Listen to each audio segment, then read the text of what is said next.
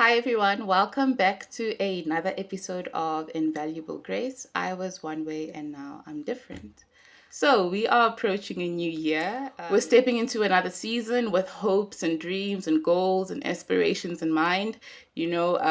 As we wind down, I think all of us are also in a period of reflections, but also thinking forward, right? Thinking of what the future holds and what we would like to do, because we're at a point where, in reflecting, we may have noticed some of the things that we wanted to do or we set out to do it at the beginning of the year that we didn't get to, so maybe we want to carry those over. And I think a new year symbolizes a do-over, and for most of us, we really, really look forward to that. We look forward to starting again, to doing things over again, to doing things anew, to doing things fresh, to doing things better. And I think really that was God's intention with time and his love and graciousness and his goodness.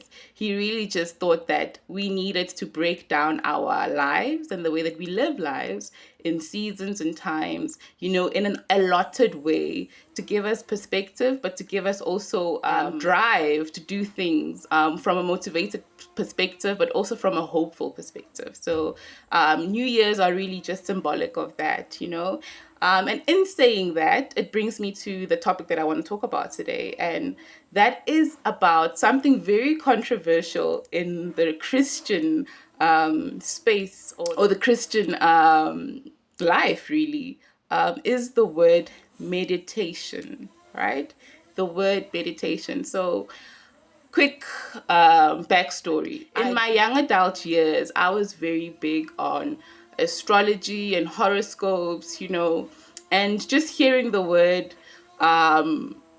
meditation, yoga, inner self, inner being, Zen, or Wusa, those are all terms you assign with, spiritualism, for lack of a better word, right? And for me, before Christ, it wasn't a big deal. Coming into Christ, I learned what truth is, what truth looks like, and I obviously studied and I read a whole lot of books. I watched a whole lot of sermons. I studied the word. In a lot of the stuff that I was getting information from, I was made to believe, or led to believe rather, that meditation is not from God, right? Meditation is a new age practice that basically is demonic, right? So of course, when I hear the word demonic and not from God, I run the other way. I cut ties, I stop, I leave, and I try and live a godly and righteous life, which is what I've been doing for the past 3 years. It hasn't been perfect, but I've been doing my best. And it wasn't in this year, right, that a lot happened. It's been a very crazy year. But I basically came to my breaking point. And I mentioned this in my previous video, that it was burnout, for lack of a better word. We've been going hard and my body crashed. My body said, I can't go any further. And it really literally stopped my mind and body. And it wasn't in that season where I was trying to just heal, come back to myself, heal my mind, heal my body, and just go through this journey of healing, essentially, which took me back to my past and helped me deal with all these other unresolved issues, that I discovered the truth, really, of meditation and what that looks like biblically and spiritually, right? And I just want to first start off by saying that, as Christians, we think that the devil has ownership over certain things. And that is the biggest lie I want to, mention right now, that the devil is a copycat. He owns nothing. All that he does is take what already exists and taint it. He takes what already exists and makes it impure. He contaminates it, right? And he makes us essentially glorify him or be fearful of the thing, right? Those are the two extremes.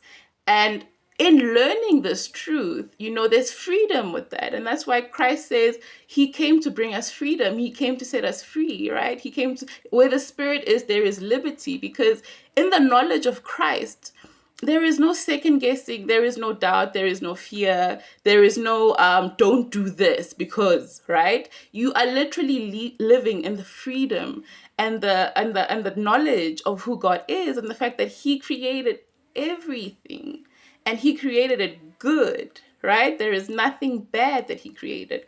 But what the enemy does, and that really is his agenda in the world, is to make everything good bad, right? But he did not create anything.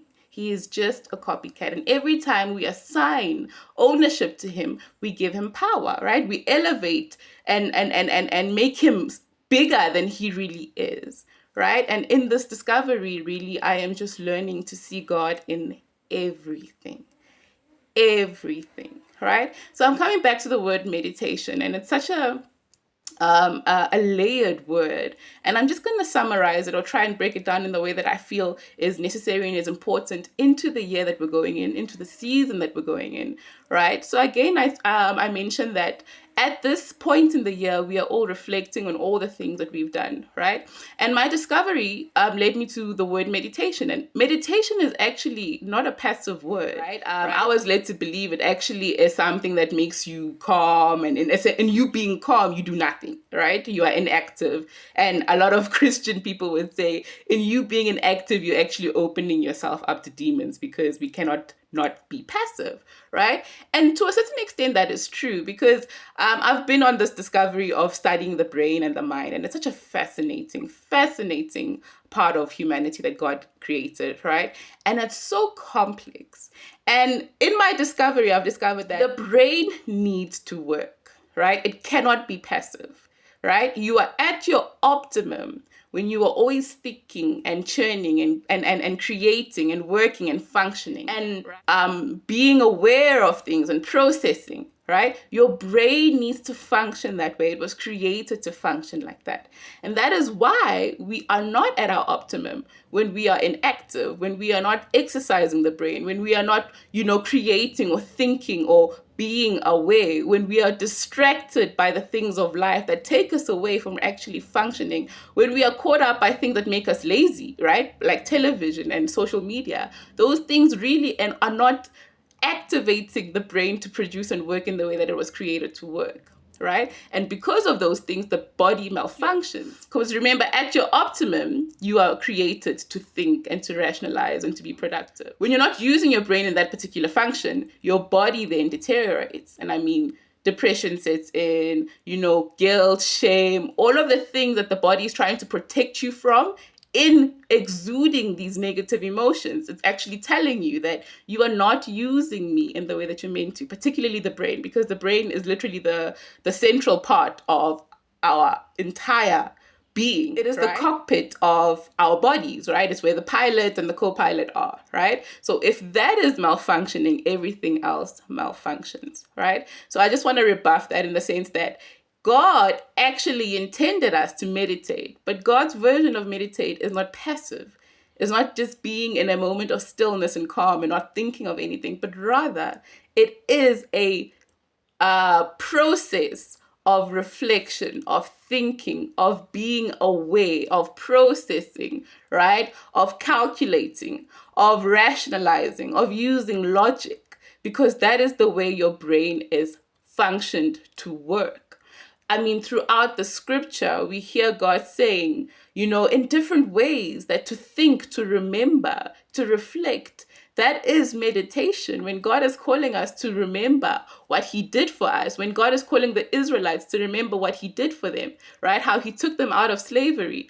The reason that they were stuck in the wilderness for 40 years is because they stopped meditating.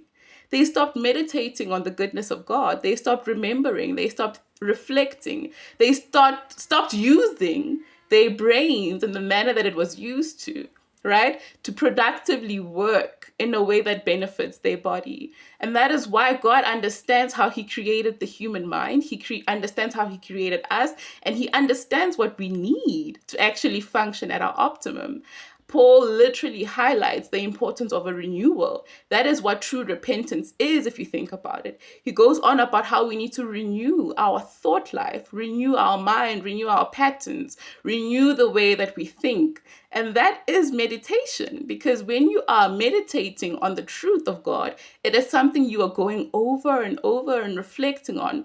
But in you doing that, you're actually now recalibrating your brain. So I've learned something very fascinating about the brain. brain, that the brain stores data, right? So we literally have information of our childhood stored in our brains. And immediately when we are triggered by something negatively, of course, we are collecting data from the past and we are expressing it in the natural, in the right now.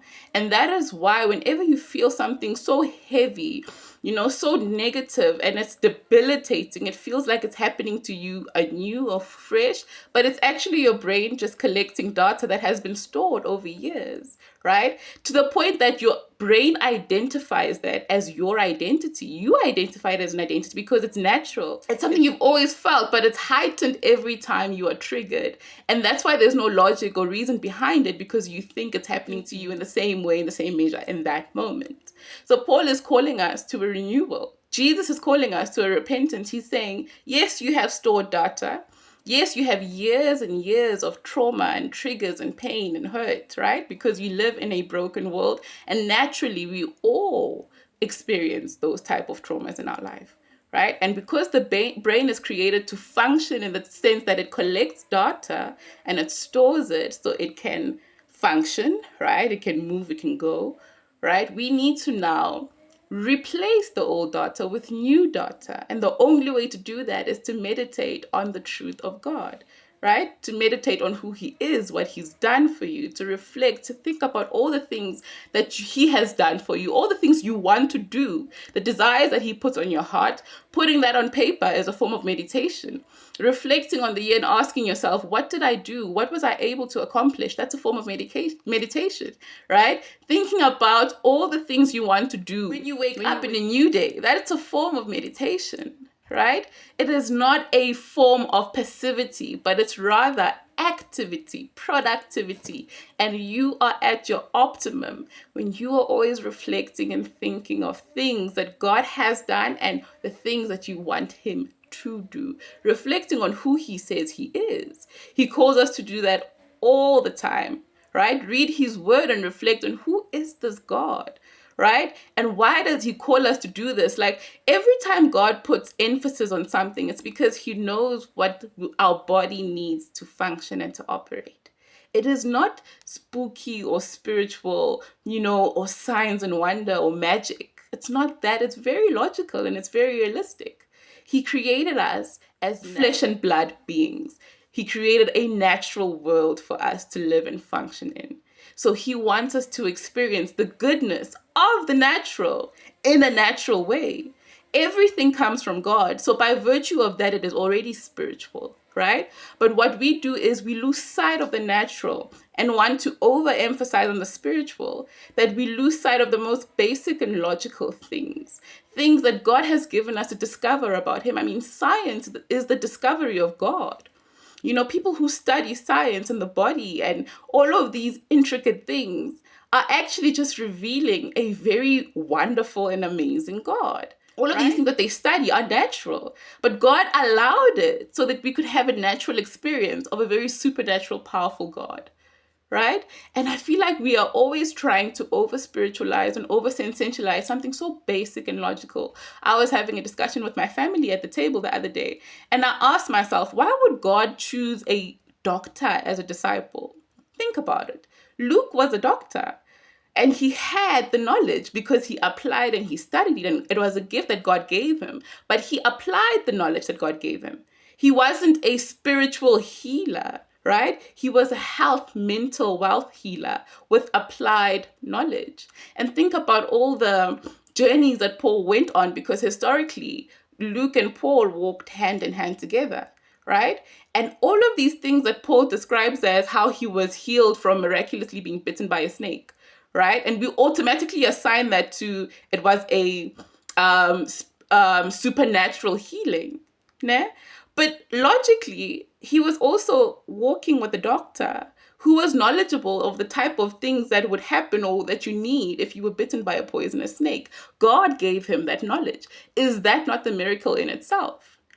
Is that not supernatural in itself, that God would assign a doctor to walk with Paul at the pivotal of his ministry, because God foresaw all the things that Paul would naturally stumble upon, because we live in a natural world with natural calamities, with natural problems. Is it not a miracle when God places people in our lives to help us out in our time of need at this precise time? It's almost supernatural. That is the miracle, right? Not these unexplainable things. And don't get me wrong, I'm not saying that God cannot act in those ways too. But I feel like we are so distracted by the supernatural that we lose sight of the very natural that was created by a supernatural God who also wants us to experience Him naturally, right? Because in you experiencing Him naturally, you are experiencing a supernatural experience. You are having a supernatural experience. Nothing exists outside of a supernatural God. So by virtue of you actually taking care of your physical body, taking care of your heart and your mind, right? Taking care of your natural relationships, right? Taking care to nurture the community that God has put you in, you are glorifying Him. You are honoring Him. Instead of always trying to tap in things that the natural has no business tapping into. The spiritual realm is for spiritual things. The natural world is for natural things with spiritual influence. But our focus should be here, right? And in that, we are actually worshiping God. We are in the presence of God when we hold dear, reverentially, the natural, logical things that He has given us. And that starts with meditating, because it's meditating that you come into knowledge and truth of who God is. All of the stuff that I share on this channel is because I have been meditating. I have been reflecting. I have been studying His word, His character. I have experienced His word and His character. All of those things are my form of meditation. And it's because of that that I have knowledge of God. And I can experience Him in a natural way. And there's nothing more beautiful than experiencing God in a natural way. He wants us to live out a good life here on earth with all that He's given us. We are complex within ourselves. There is so much to discover about you as an individual. There's so much to discover about the world outside. People are making discoveries every day that points to God, right? So, in closing, as the year draws to an end, I want you to please be conscious on reflecting of the goodness of God. Spend time daily on meditating on the day that you had, how you saw God in your life in that particular day, in that hour, in that instant, how He revealed Himself to you, to your children, to your family. What do you know of God? What do you want to know of God? And every time we come into remembrance of this beautiful, amazing God, we are living at our optimum. We are living in the manner that He designed us to live, and there is no greater blessing, right? And also proximity when we are in agreement with God and how He made us. All right, so reflect on the year, but I also urge you to meditate on what next year should look like. What do you want next year to look like for you? Put it on paper and trust God with it. And keep meditating. Let it be a daily thing, not an annual thing. You would be surprised how much we miss God. I think there are certain instances where we even forget what He did. And that's why meditation is so core, because you need to always reflect on the goodness of God. It's in forgetting God that we lose everything, ourselves too. And we don't want that. All right. So I hope this message blessed you guys, and I will catch you on the next one. Be blessed, have a festive season, and see you next year.